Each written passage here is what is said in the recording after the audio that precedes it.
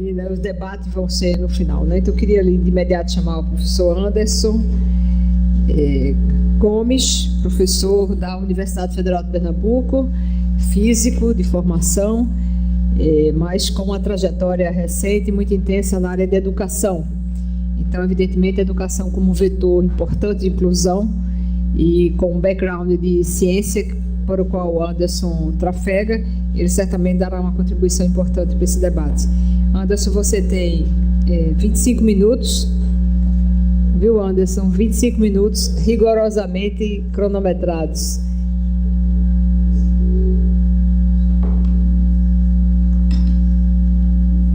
Já estamos contando. Pode contar. Pessoal, eu vou começar aqui, depois eu vou para lá, e eu gostaria que vocês imaginassem que estão numa sala de aula. Nós vamos falar sobre educação e nada melhor do que pensar que está na sala de aula. São 3 minutos da aula. No final, se der tempo, eu ainda vou dar uma segunda aula. Mas, para começar, estamos na escola Gerhard de Alencar. A aula de hoje é sobre aquecimento global. Eu tenho várias opções dessa aula, mas eu escolhi, já disse para vocês, né, dei para vocês o dever de classe, vocês irem lá no livro Life on Earth, é um livro do Edward Wilson. Vocês certamente foram lá na biblioteca e vamos começar a aula. Eu queria então relembrar para vocês na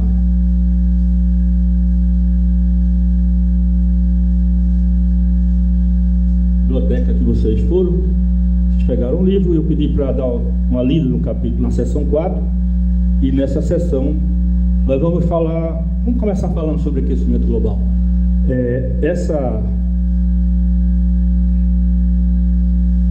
Esse slide, ele tem, como vocês lembram, ele mostra o aquecimento global no mundo desde 1884, e essa escala azul e amarela, ela dá uma diferença de menos 2 graus até mais 2 graus.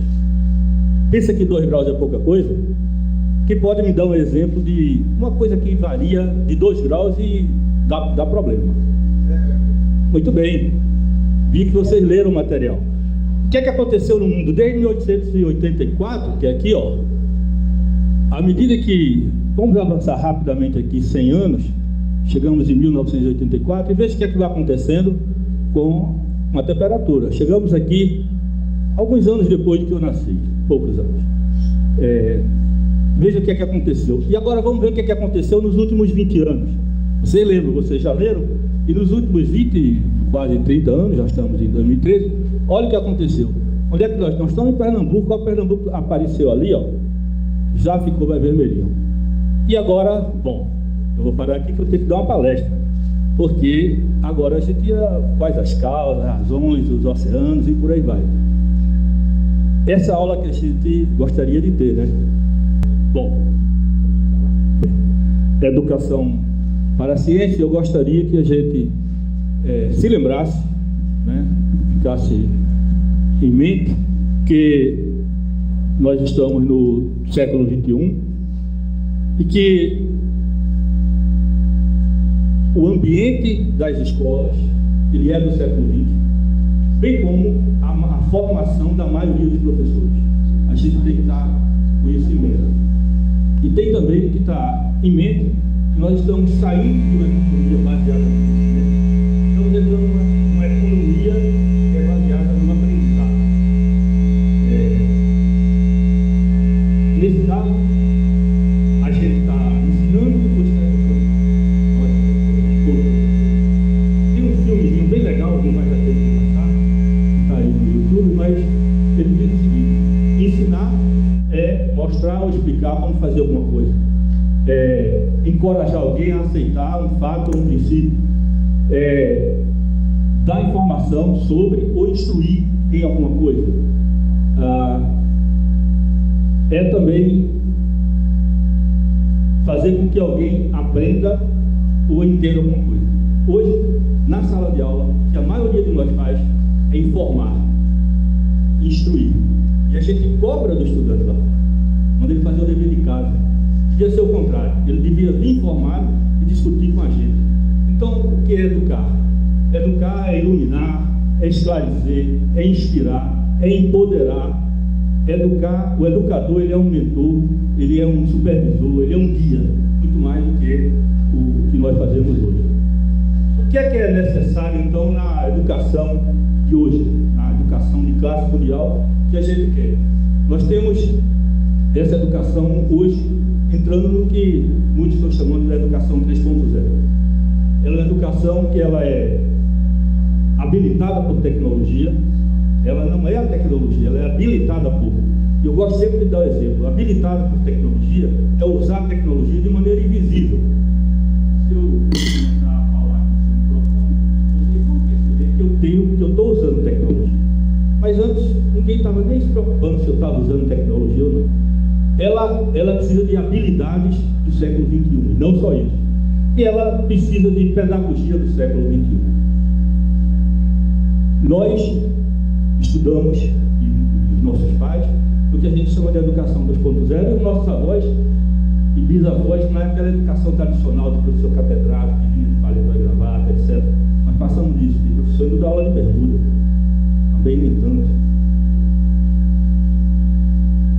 O que é que está acontecendo no mundo com a educação do século XXI?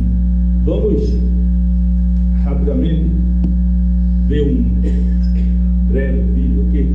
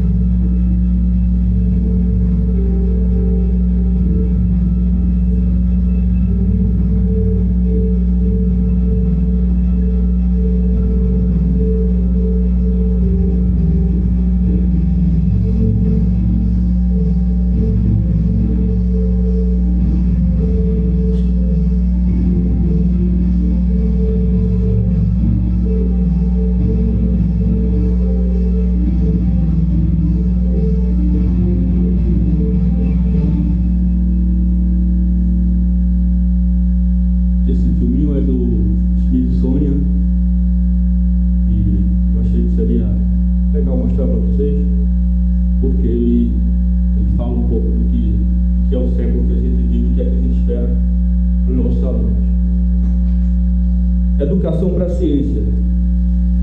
O que é que os estudantes deviam estar aprendendo? O que é que eles estão aprendendo? O que é que os professores estão fazendo? Hoje ainda há uma discussão. Essa figurinha aí, ela é bem interessante porque ela usa até as palavras aí, uma mistura de palavras, né? Ensinando ciência num clima de controvérsia. Como é que os estudantes e o que é que eles estão aprendendo? Será que eles estão aprendendo dessa forma ou estão simplesmente sendo informados sobre ciência na sala de aula? Eles estão manipulando ou estão só olhando? E quais são as técnicas que os professores estão usando? E eles são, os professores, na sala de aula, são os principais atores de todo o aprendizado que os estudantes precisam ter. E vocês, e o que é que a gente vai fazer nos próximos slides, é dar uma breve passada no mundo, como é que estão tratando a ciência do ponto de vista da educação. Vamos começar pela Europa, e já desde o ano 2000, existe aí esse site muito, muito legal, que tem todas as informações que a gente precisa. E por que é que a educação para a ciência é importante? Ela é importante porque precisamos de cientistas de alto nível para desenvolver indústrias fortes de alta tecnologia. Precisa de alfabetização científica para que a sociedade possa ser ativa e como cidadão, não só como cientista ou estudante.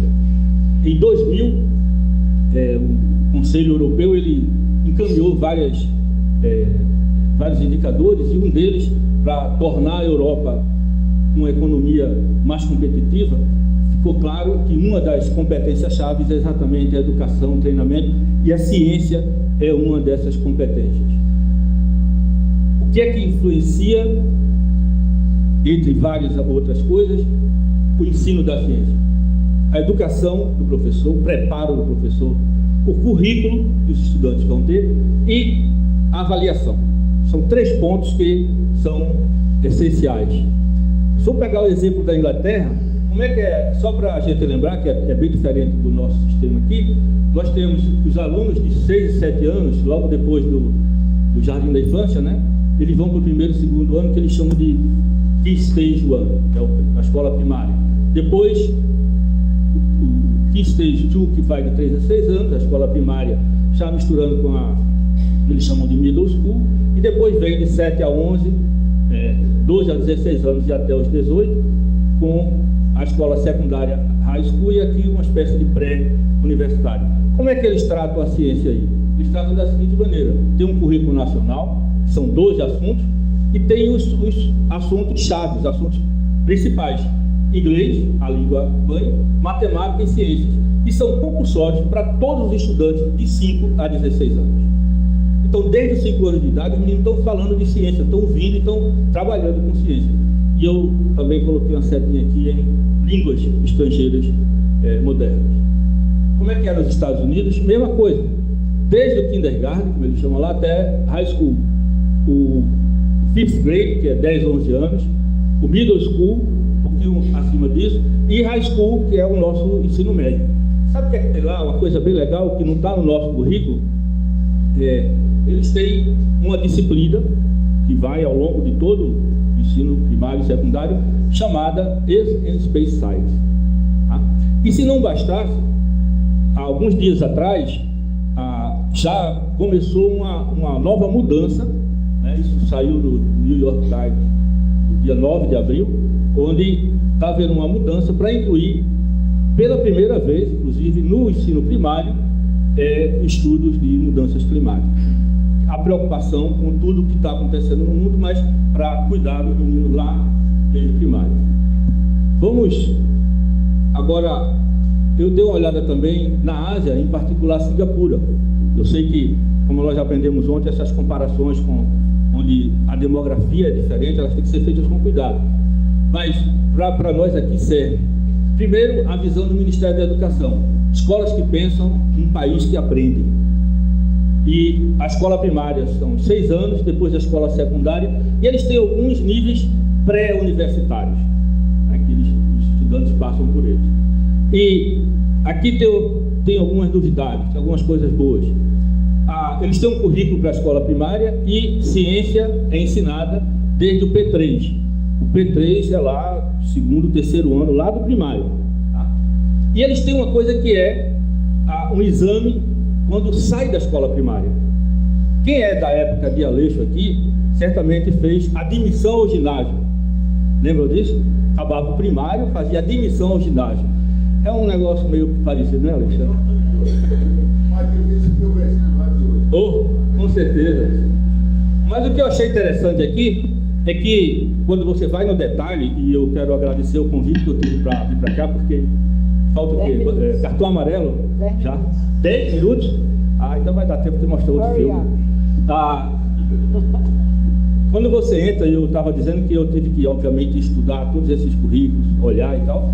E o currículo de Singapura, na parte de ciência, tanto para o primário quanto para o secundário, eles têm esse modelinho aqui.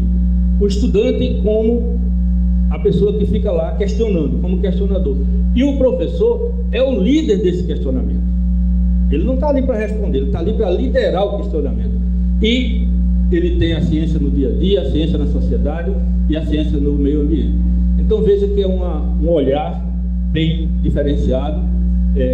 O currículo da escola secundária também tem matemática, ciências, as línguas, as humanidades, mas uma coisa importante, ele tem um núcleo comum e tem disciplinas eletivas. Em todos os dois, tanto no núcleo comum quanto disciplina eletiva, independente de qual é o que é que o cara quer na vida, ele estuda ciência. Então, se a gente está pensando em educação para a ciência, a gente tem que olhar para essas coisas.